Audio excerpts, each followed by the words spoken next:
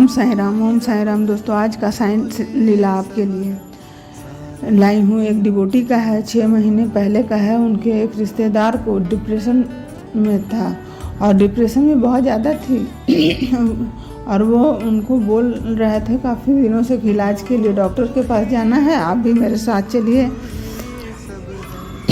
और वो अपना इलाज दूसरे शहर में करवा रहे थे, जहाँ जाने में ही 3 घंटा लगता था।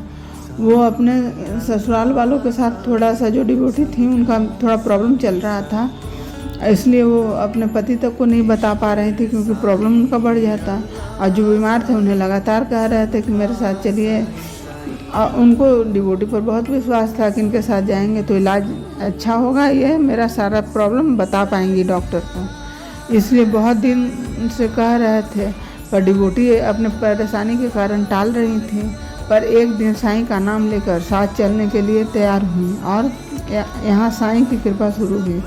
डिवोटी घर में 4 लोग रहते हैं, उनके पति और उनके बच्चे। और वो बच्चे को बोलकर चली गई कि मैं जा रही हूँ, तुम थोड़ा संभाल लेना, सबको कुछ बताना मत। पूरा दिन लगने वाला था। उनके दिमाग में टेंशन भी था कि आखिर वो जब वापस आएंगी तो क्या कहेंगे कि वो पूरा दिन रही कहाँ। वो अकेले शहर से बाहर भी कभी नहीं गई थी, इसलिए उन्हें डर भी लग रहा था। वो अकेले साईं का नाम लेकर ट्रेन पकड़ी और जो पेशेंट थे वो 2 स्टेशन बाद चढ़ने वाले थे, ट्रेन पकड़ने वाले थे। डर भी लग रहा था। पूरे रास्ते साईं का नाम लेकर चली जा रही थी। पेशेंट की भी हालत बहुत ख़राब थी, उसे भी संभालना मुश्किल था।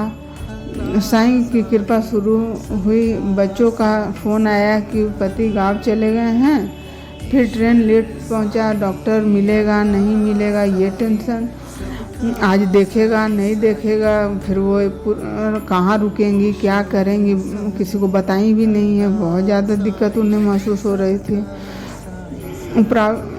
रास्ता जाम भी था, जाने में बहुत ज़्यादा परेशानी हुई उन्हें। अब पेशेंट आउट ऑफ कंट्रोल था।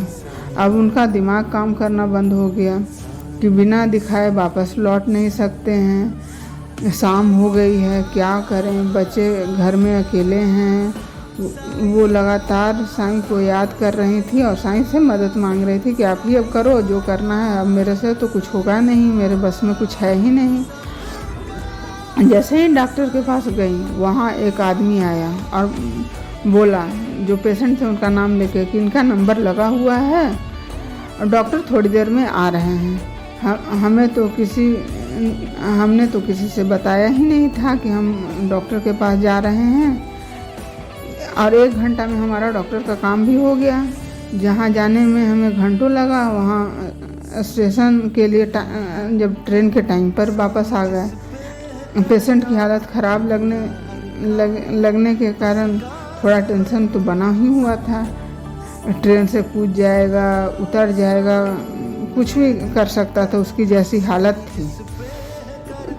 उसे किसी तरह समझा बुझा कर बैठाती, फिर भी वो बेचैन था बिल्कुल। फिर भी वो साईं का नाम लेके साईं से प्रार्थना करते हुए अपने ट्रेन में बैठी और वापस आ रही थी। रास्ते में पैसे मांगने वाले आते हैं ना ट्रेन में, वो एक बुजुर्ग टाइप का मांगते हुए डिवोटी के पास आए। और डिवोटी जब देने लगी तो उन लोगों की नज़रें इस तरह से मिली, वो दोनों मुस्कुराने लगे। जैसे लगा कि जैसे कोई पुराना कनेक्शन है, वो लोग एक दूसरे से बहुत दिनों से जान रहे हैं। और जो वो पैसे मांगने वाले की आंखों में जो चमक थी, उसके चेहरे पर जो वो डिवोटी बता नहीं सकती हैं, वो शब्दों में किसी को बता नहीं सकती, जो वो उनके अंदर में वो फीलिंग थी। और उन्हें पूरा विश्वास है कि वो ट्रेन में बाबा ही थे, जो उनकी मदद के लिए ही आए थे।